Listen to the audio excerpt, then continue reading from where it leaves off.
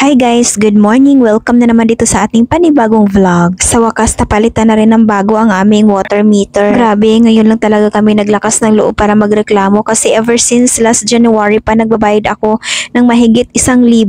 Siguro mga ang pinaka-cheaper ko nilang binabayad is 1,200 and then the highest is 2,600. So hindi na tayo makatarungan guys. Nag-complain ako 2 beses sa office pero walang aksyon. So si Habi na lang pinapunta ko doon. So na-shock ako kasi kinabukasan ano na sila, may aksyon na. Nagtanong kasi ako sa kapitbahay namin. So ang babayarin daw nila monthly is nasa 400 to 500 lang.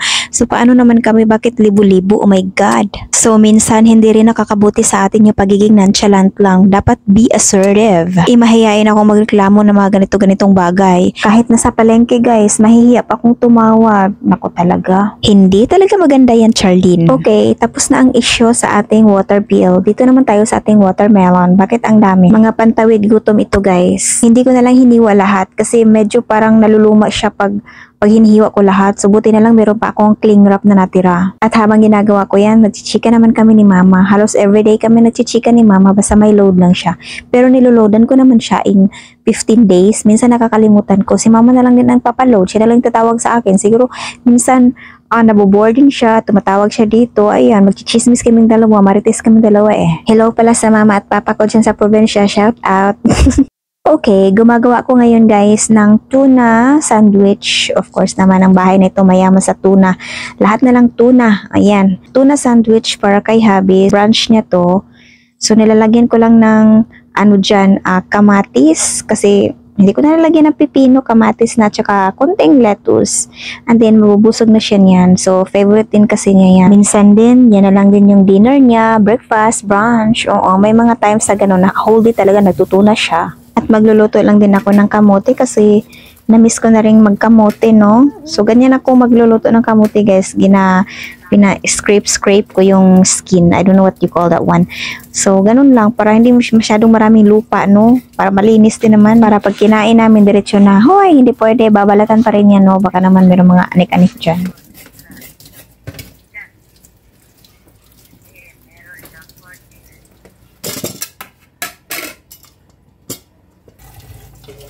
Napay gas.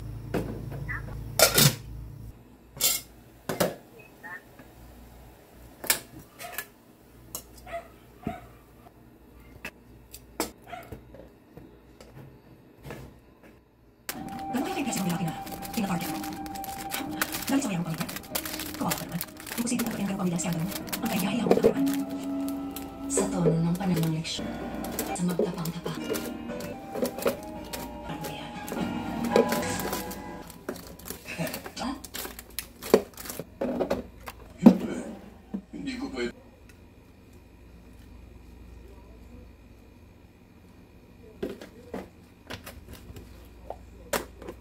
Ano to? I-match niyo ako sa black level member.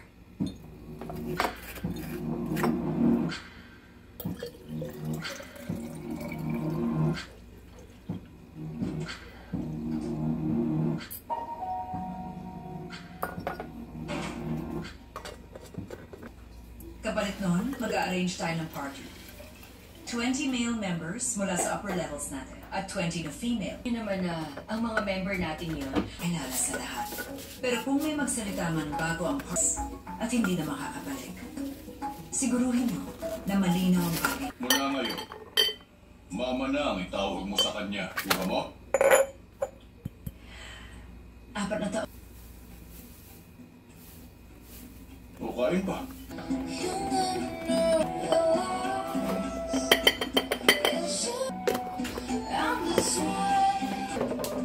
I'm sorry.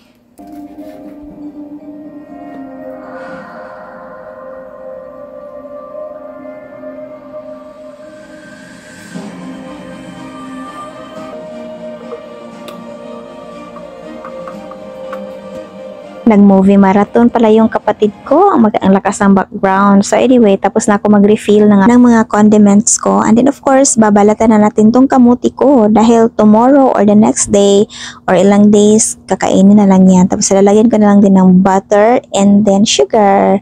perfect combination. At ilalagay ko lang to sa ref. Hindi naman to kumakain si Habi talaga ng kamote. Pili lang talaga siya. So, ayan, mag-slice na naman tayo ng potatoes. So, nakaayos ako dyan kasi meron akong Zoom meeting mamaya. After ko magluto, of course, uunahin lang muna natin to. Kasi, medyo matrabaho talagang pagbabalat ng potatoes, or mga patatas. At saka, of course, hugasan natin yan. Lagay natin sa pot. And then, pakuluan lang natin to. Tapos, lalagyan ko lang ng asin para merong konting lasa mamaya pagka-mash ko. And then, itong saging na ilang days na nasa ref. Tingnan mo, parang may pasa-pasa na siya. Tingnan mo. Actually, meron akong plano nito. Either mag-banana cake or mag-pancake. Banana pancake. Ganon. So, depende sa food ko. Pag sisipagin ako, ito lang gagamitin ko. Para hindi naman siya masayang. So, imamash ko na lang to. And then, of course, gagamitan ko lang to ng masher mamaya. At aalisin ko lang yung mga pasa-pasa na yan kasi basta ewan ko parang ang pangit tignan.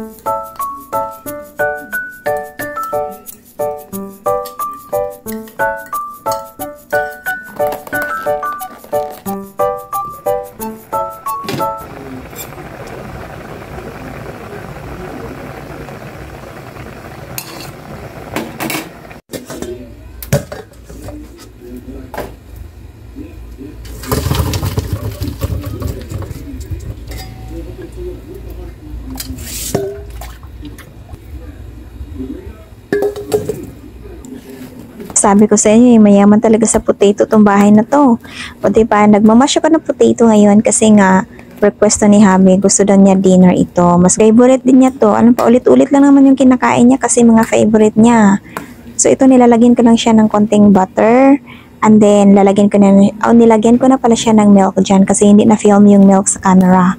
Tapos, iset aside ko lang muna kasi mainit pa. Sabi niya, mamaya-maya na daw siya kakain. So, itabi ko muna. And then, meron ako nabili na barbecue doon sa kanto namin. Actually, maganda talaga yung yung barbecue nila at saka masarap din, hindi malansa.